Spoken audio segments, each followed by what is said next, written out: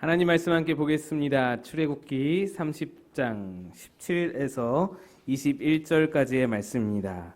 출애굽기 30장 17절로 21절까지의 말씀.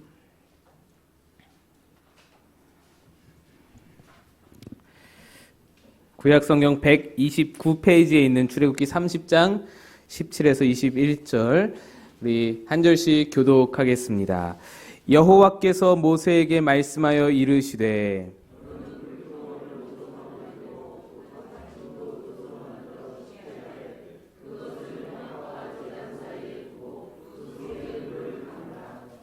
아론과 그의 아들들이 그 두멍에서 수족을 씻되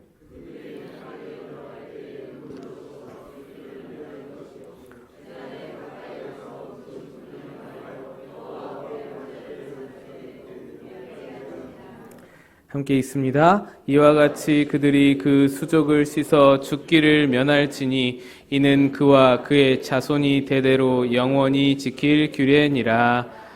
아멘. 할렐루야. 오늘 하나님의 전에서 온종일 주일을 보내시는 여러분들에게 하나님의 큰 축복과 은혜가 넘치시기를 축복합니다. 오늘 물두멍에 대한 본문을 읽으셨습니다. 물두멍을 사진을 좀 보여주시면 물두멍은 번제단과 성소 사이에 있는 한마디로 노수로 된 대야라고 볼 수 있습니다. 근데 이 물두멍을 다루기 전에 먼저 성막의 바닥에 대한 이해가 있어야 될 것 같습니다. 성막을 지을 때에 들어가는 재료, 조각목이라든지 놋, 금, 은, 그리고 여러 가죽들, 실 이런 것들이 많이 들어가는데 모든 것을 다 제해버리고 여기에 성막에 들어가는 금과 은만 따지면 가격이 어느 정도 될까요? 요즘 화폐 가치로 계산을 해보니 200억이 넘는 비용이 든다고 합니다. 어마어마한 것이죠. 첫 번째로 어마어마한 것은 애굽에서 이 이스라엘 백성들이 애굽에서 출애굽하여 나올 때에 애굽 사람들이 이들에게 이렇게 떠밀면서 그냥 가지고 나가라고 쥐어주었던 그 금과 은과 폐물들이 어마어마하다라는 것을 우리가 알 수 있고요. 또 그 중에서 성막에 봉헌한 이 예물이 얼마나 많고 크다라는 것을 우리가 알 수 있는 것이죠. 이렇게 어마어마하게 비싼 집이 바로 성막입니다. 약간 하울링이 좀 나서 마이크 소리를 조금 줄여주시면, 모니터를 좀 줄여주시면 좋겠습니다. 그런데 그렇게 비싸서 모든 것을 다 마련을 하지만 바닥을 위해서는 아무것도 쓰인 것이 없습니다. 바닥은 그냥 모래바닥이에요. 보신 바와 같이 그냥 바닥은 모래바닥입니다. 이것이 하나님께서 의도한 것인지는 알 수 없지만 이 바닥은 우리 지금 살아가는 세상을 보여줍니다. 비록 우리가 울타리 안에 성막 안에 들어와서 이제 거룩한 장소로 들어와서 하나님이 함께 하시는 장소로 들어와서 번제단을 거쳤는데도 불구하고 그 번제단을 거치면서 구원을 얻고 죄 씻음을 받았음에도 불구하고 바닥은 모래바닥이라서 그 성소까지 나아가는 데 있어 벌써 그 조금 이동하는 동안에 발은 벌써 더러워지는 것입니다. 예수 그리스도의 대속 사역이 아무리 고귀해도 여러분 우리는 발이 더러워질 수밖에 없는 존재라는 것을 말해줍니다. 예수 그리스도의 사역이 고귀해도 아무리 대단하고 위대해도 그것은 단지 우리의 신분을 구원하는 것을 말합니다. 우리의 신분이 하나님의 자녀로 격상되는 것을 말하는 것이죠. 그러면 우리의 신분은 하나님의 자녀가 되었는데 우리의 수준은 어떻습니까? 여전히 하나님의 자녀에 미달하는 수준이라는 것이죠. 여전히 죄인입니다. 어느 나라에 자비로운 임금님이 길을 가다가 가난한 고아 여자아이를 만났습니다. 이 아이가 너무 예쁘고 너무 사랑스러워서 임금님이 이 아이가 너무 예뻐서 내 양녀로 삼겠다 했습니다. 큰 은혜이죠. 얼마나 큰 긍휼이고 자비입니까? 그러면 이 임금님이 양녀로 삼겠다 하는 순간 이 아이의 신분은 어떻습니까? 공주가 되는 것이죠. 신분이 고아, 거지, 가난한 고아 여자 아이에서 갑자기 격상하여서 공주님이 되시는 것입니다. 그런데 신분은 격상되었지만, 신분은 하루아침에 바뀌었지만 수준은 어떻습니까?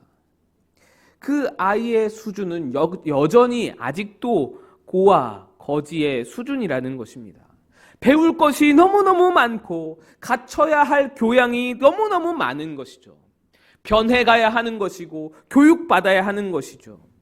이것이 바로 우리의 상태를 말해줍니다.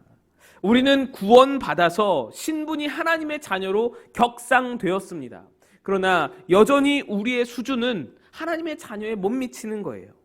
그 수준을 발전시키는 것이 우리에게 남겨진 숙제라는 것이죠. 성막은 분명히 하나님을 만나는 장소이고 하나님과 교제가 있는 장소입니다.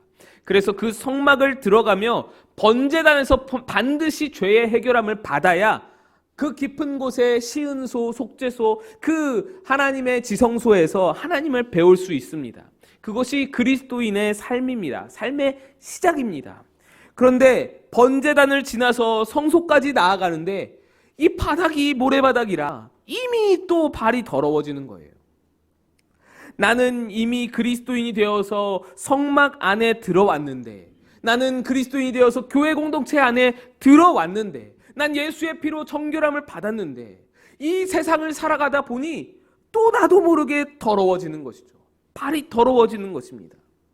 이 때문에 필요한 것이 바로 물두멍입니다. 물두멍은 일단 죄를 용서받고 그리스도인이 된 사람에게만 적용이 되는 거예요. 번제단을 지나온 사람이라야 물두멍이 의미가 있다라는 것입니다. 다음 그림을 보여주시기 바라고요. 물두멍은 이렇게 생겼습니다. 그래서 이제 여기서 제사장들이 성소로 들어가기 위해서 씻는 것입니다. 여러분, 이 번제단과 물두멍이 두 가지가 있는데 둘 다 죄를 속하고 뭔가 씻고 정결하게 하는 의미를 가지고 있습니다. 그런데 번제단과 물두멍이 둘 다 입을 가지고 있다면 번제단은 우리에게 이렇게 말을 해줄 겁니다. 당신은 죄인입니다. 당신은 죄인이기 때문에 십자가가 필요합니다. 죄 씻음을 받으십시오. 라고 번제단은 이야기할 것입니다. 번제단 앞에서 우리는 죄 씻음을 받는 거예요. 그러면 물두멍은 이렇게 말합니다. 당신은 이미 하나님의 자녀입니다. 하지만 수준은 미달이군요.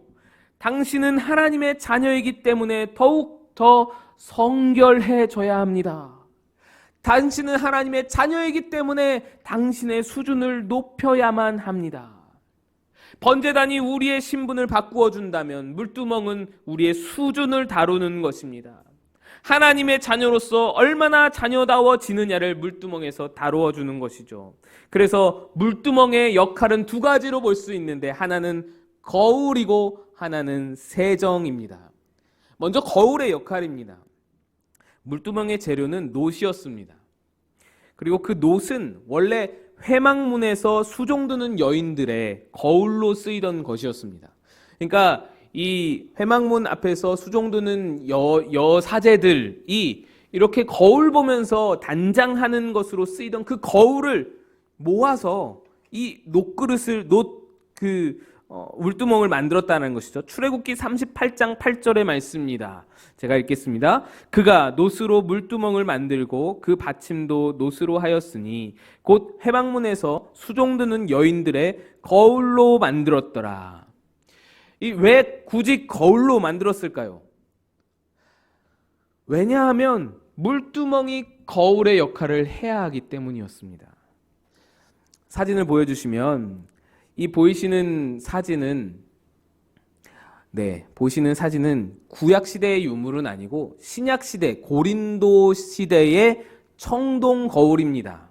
청동으로 만든 다음에 이렇게 연마하고 이렇게 계속 문질러가지고 이렇게 어렴풋이나마 사람이 비치도록 만드는 것이 당시의 신약시대, 이 구약시대가 아니고 신약시대 때 쓰던 거울입니다.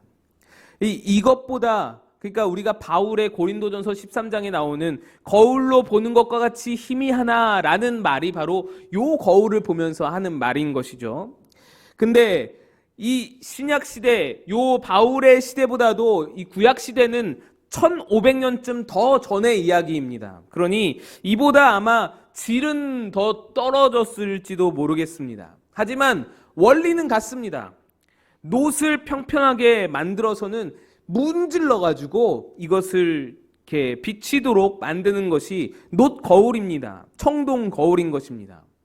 그런데 이 거울들을 모아서 녹여서 물두멍을 만든다라는 것이죠. 이것의 의미가 무엇이냐? 물두멍도 거울 역할을 해라라는 것입니다. 왜 물두멍이 거울 역할을 해야 합니까? 거울이 왜 필요한가요?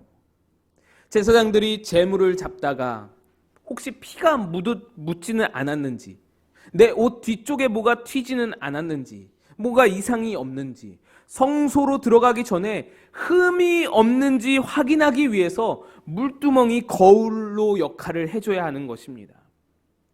오늘날 우리에게 이 거울의 역할을 해주는 것이 무엇입니까? 바로 말씀입니다.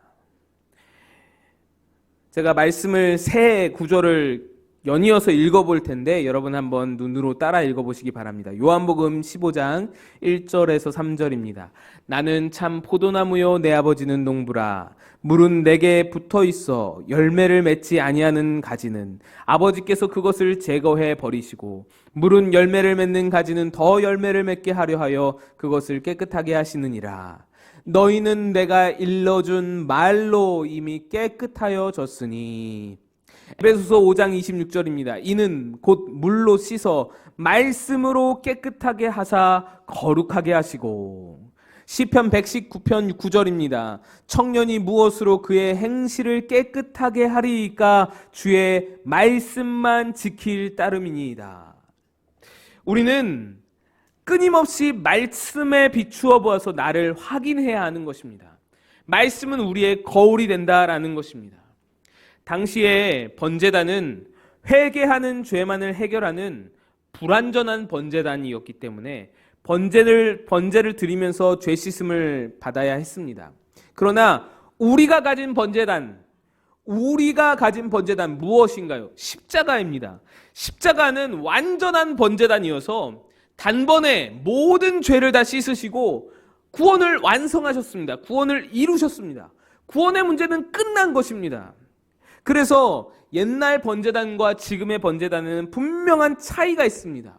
우리는 한 번 번제단을 거쳤으면 다시는 번제단을 거칠 필요가 없습니다. 그것이 구원의 문제입니다. 그런데 물두멍은 아닙니다. 물두멍은 예나 지금이나 매일매일 순간순간 걷어야 하는 것입니다. 번제단이 우리의 신분을 격상시켜 주었지만 우리의 수준은 여전히 미달의 수준이기 때문에 매일매일 물두멍에 자신을 비추어 보아서 혹시 더러워지지는 않았는지, 피가 튀지는 않았는지, 내가 성소로 들어가기에 합당한 상태인지 확인을 해야 한다라는 것입니다. 그것이 말씀이라는 것입니다. 매일매일 말씀 앞에 나를 비추어 보아서 우리의 상태를 확인해야 한다라는 것입니다. 나는 과연 하나님 앞에 올바른가? 온전한가? 내 수준은 오늘 하나님 앞에 얼마나 자라났는가? 얼마나 나아졌는가? 하나님께 용서를 구해야 할 것은 없는가? 하나님께 회개해야 할 것은 없는가?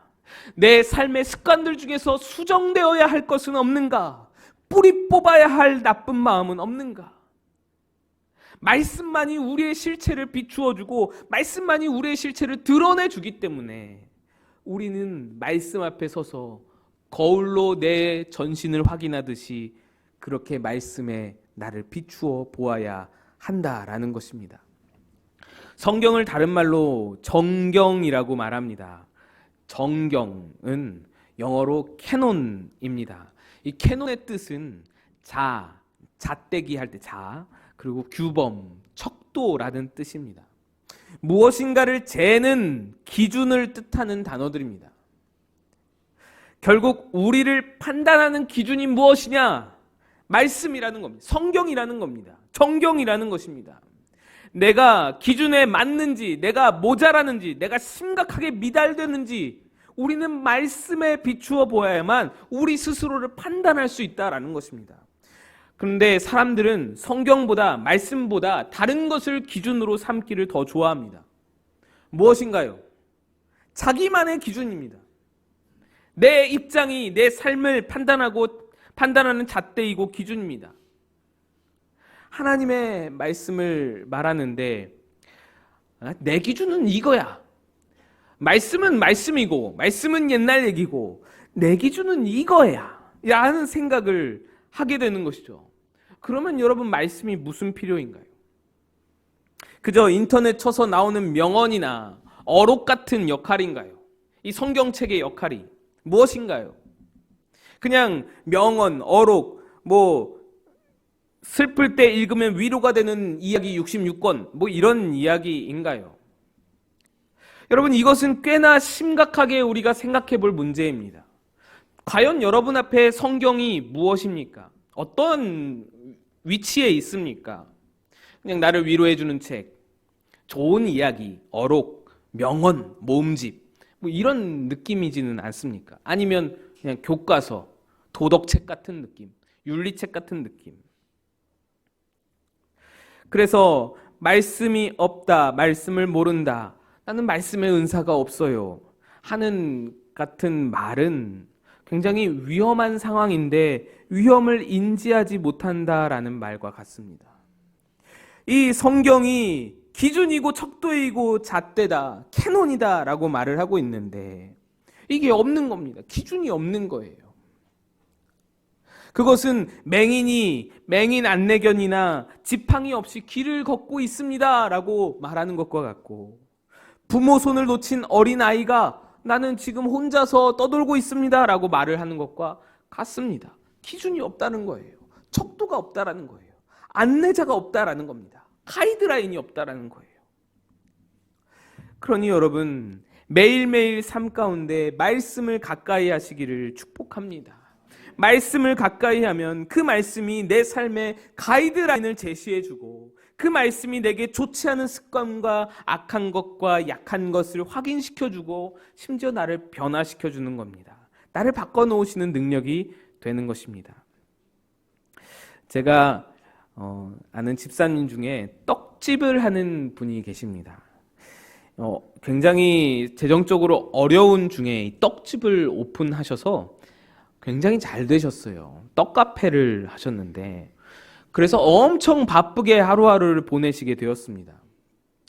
처음에는 그 떡집을 하시기 전에는 교회에서 이것저것 찬양팀도 하시고 여러 가지 봉사도 많이 하셨는데 이 떡집을 오픈하면서 너무 바빠지셔서 주일날 봉사도 다 내려놓으시고 그렇게 일을 하시게 되었는데 어려운 중에 돈을 갑자기 많이 벌게 되셔서 그런지 쉬지 않고 주문을 받으셨습니다. 제가 보기에 너무 안쓰럽기까지 할 정도로 너무 주문을 많이 받으시는 거예요. 거기다가 주일도 예배를 참석해야 하는데 주일에 이 떡집의 교회들에서 주문이 그렇게 몰려드는 거예요. 맛있다는 소문이 나서 성가대, 교육부, 본인이 다니는 교회까지도 주문을 하는 겁니다. 그러니 주일날도 시간이 없는 거예요. 어떡합니까? 근데 목사님들은 이렇게 말하는 거예요. 아유, 교회에다가 떡을 이렇게 제공해 주시니 괜찮습니다. 이분이 떡을 그렇게 주일날 막 하고는 그렇게 목사님 말씀에 위로를 받고는 그냥 예배 시간에 예배 드리러 와서는 조는 거예요. 얼마나 피곤합니까? 그래서 자꾸만 말씀에서 멀어지고 말씀을 못 듣고 이런 그 상황 가운데서 계속 그냥 일주일 내내 떡만 만드니까 피폐해지는 자신을 느끼는 겁니다. 자기 삶이 공허해지고 피폐해지는 거. 나는 도대체 무엇을 위해서 이 떡을 치고 있는가? 이 생각을 지울 수가 없는 거예요. 그러다가 어느 분의 권고로 이분이 도저히 안 되겠다 싶어서 귀에다가 이어폰을 꽂고 극동방송을 들으면서 떡을 만들기 시작하셨어요. 문제가 심각하다는 것을 본인 스스로 깨닫고 여러 가지 그 중에 일이 있었지만 문제가 심각함을 깨닫고는 귀에다가 극동방송이라도 꽂자. 그러고는 그냥 흘려보내면서 떡을 만들기 시작했습니다. 그리고 극동방송에서 말씀이 흘러나오고 계속해서 끊임없이 하루 종일 말씀이, 거긴 진짜 하루 종일 말씀이 나오잖아요. 간증 아니면 말씀 아니면 찬양입니다. 이게 그냥 자기의 의지와 상관없이 계속 들리는 거예요. 그렇게 6년이 흘렀습니다. 이분 안에서 놀라운 변화가 일어나기 시작하는 거예요. 이분이 정말로 진실하게 회개를 하기 시작하면서 그분의 삶을 진정으로 하나님께 드려야겠다라는 마음을 드리기 시작한 거예요. 자기가 스스로 고백하는 것이 무엇이냐면, 나는 솔직히 돈을 위해서 예배를 포기한 삶이었습니다. 나는 솔직히 돈을 벌기 위해서 예배를 포기했었습니다. 주일에도 교회 여러 곳에 떡 주문을 받으면서 주일에 새벽 3시, 4시부터 떡을 만들었는데 나는 돈을 위해 예배를 포기했었습니다. 고백하는 거예요. 예배에 지장이 있다는 것을 알면서도 포기할 수가 없었던 겁니다. 그런데 6년 동안 귀에 그저 꽂아만 두었던 그 말씀이 6년 만에 이분의 삶을 폭발적으로 변화를 시키는 겁니다. 그러더니 주일에 큰 결심을 하고 가게 문을 닫고 아이들에게도 변화되어서 자상한 아버지가 되어주시고 아내분에게도 남편의 변화가 놀랍다라는 이야기를 듣는 그런 일들이 서서히 일어나게 되는 것입니다. 제가 다 구체적으로 말씀을 못 드려서 죄송한데, 매일매일 들었던 말씀 앞에 자기 삶을 내어드렸더니 그 말씀이 내 삶의 어그러진 부분들을 수정하고 고치시면서 나를 변화시켜서 바른 길로 이끌어 가시는 것을 경험하게 되는 것입니다. 물두멍의 두 번째 역할이 바로 그것입니다. 바로 거울로 확인한 내 더러움을 씻어내는 곳이 물두멍입니다. 실제로 물두멍은 성소로, 지성소로 들어가는 제사장들이 사용하는 정결 예식의 도구였습니다. 쉽게 말해서 손발 씻는 대야였어요. 만약 여기서 손발을 씻지 않은 채로 더러운 손과 발로 성소로 들어가면 그대로 죽음을 당했습니다. 20절 말씀입니다. 그들이 회막에 들어갈 때에 물로 씻어 죽기를 면할 것이요. 우리 인간이 얼마나 죄에 대해서 대책이 없는가 하면 거룩한 곳 성막에서 거룩한 1인 번제단 제사 지내는 일을 하는 동안에도 내 손과 발은 더러워진다라는 것입니다. 하나님 앞에 불결한 상태가 되어진다라는 것입니다. 재물을 잡고 각을 떠야 하니 피도 묻겠죠. 모래 위에서 쉴 새 없이 발이 움직이니 발도 먼지투성이가 되는 것이죠. 이게 다 우리의 죄를 말합니다. 교회라는 거룩한 공동체에 들어와서 교회 일을 하는데도 우리는 죄를 범한다라는 것이죠. 우리의 손발은 더러워진다라는 것입니다. 금세, 물론 이 죄가 세상에서 볼 때에는 죄 같지도 않은 죄예요.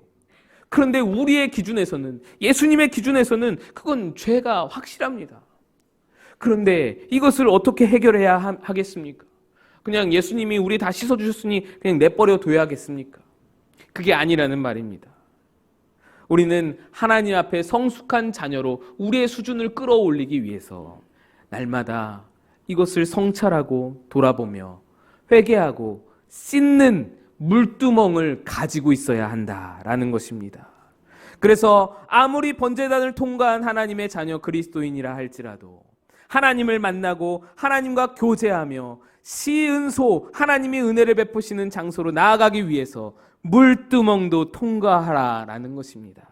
요한일서 1장 8절에서 9절 말씀 함께 보겠습니다. 시작. 만일 우리가 죄가 없고 하면 스스로 속이고 또 진리가 우리 속에 있지 아니할 것이요. 만일 우리가 우리 죄를 자백하면 그는 미쁘시고 의로우사 우리를 모든 불의에서 깨끗하게. 요한 사도는 말합니다. 너가 그리스도에게 구원을 받았다라고 하더라도 너 스스로 너 안에 죄가 없다고 말한다면 너 스스로 속이는 자다. 거짓말하지 마라. 라는 말이에요. 우리는 신분은 하나님의 자녀이지만 여전히 죄인임이 명백하다. 속이지 말라. 그러니 그 죄를 하나님 앞에 자백하라. 그러면 그는 미쁘시고 의로우사 우리 죄를 사하시고 우리를 모든 불의에서 깨끗하게 하실 것이다. 이렇게 죄를 고백하는 일은 우리가 천국에 이를 때까지 날마다 순간마다 반복되어야 할 일입니다. 우리는 말씀에 비추어서 죄를 발견하고 그 죄를 하나님께 자백할 수 있어야 합니다. 여러분 속지 마시기 바랍니다. 하나님께 구원받았으니 예수님의 피로 날 정결케 되었으니 나는 죄가 없노라. 끝까지 나는 죄가 없습니다. 라는 말은요, 누가 하는 말입니까? 구원파가 하는 말입니다.